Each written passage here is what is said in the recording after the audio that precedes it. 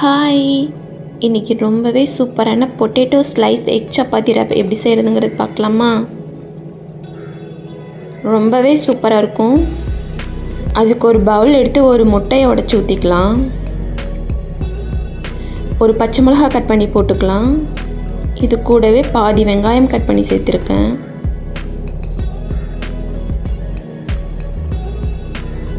கொஞ்சம் இதுக்கு தேவையான சால்ட்டு சேர்த்திக்கலாம். இது கூடவே மஞ்சத்தூள், சீரகம், மிளகுத்தூள், மிளகாய்த்தூள் எல்லாம் சேர்த்திக்கலாம். கரம் மசாலா கொஞ்சம் சேர்த்திக்கலாம். எல்லாத்தையும் சேர்த்து நல்லா பீட் பண்ணி எடுத்துக்கலாம். பீட் பண்ணி எடுத்தாச்சு. இப்போ ஒரு தோசைக்கல் வச்சுக்கலாம். தோசைக்கல் நல்லா சூடானதும் உருளைக்கிழங்கு நல்லா ஸ்லைஸ் பண்ணி கட் பண்ணி எடுத்துகிட்டு அதை தோசைக்கல்லில் வச்சு எடுத்துக்கலாம்.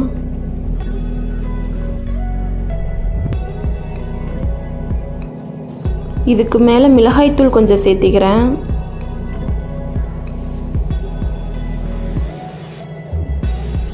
இதுக்கு மேலேயே கொஞ்சம் உப்பு சேர்த்திக்கலாம்.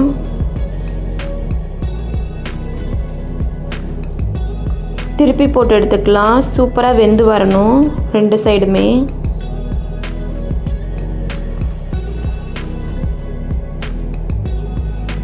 வெந்து வந்துருச்சு. இப்போ இது கூடவே நம்ம பீட் பண்ணி வச்சுருக்க முட்டையை சேர்த்துக்கலாம். நல்லா ஃபுல்லாக ஸ்ப்ரெட் பண்ணி விட்டுக்கலாம்.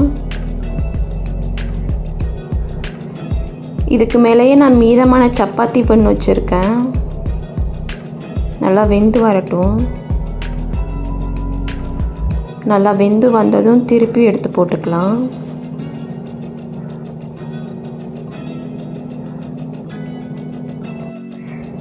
அவ்வளோதான், ரொம்பவே சூப்பரான potato sliced egg chapati wrap ready ஆகிடுச்சு. இது பிரேக்ஃபாஸ்ட்டுக்கு சூப்பரான ஐடியாவாக இருக்கும். மீதமான சப்பாத்தியை வச்சு சூப்பராக செஞ்சு சாப்பிட்லாம். நீங்களும் ட்ரை பண்ணி பாருங்கள். டாட்டா.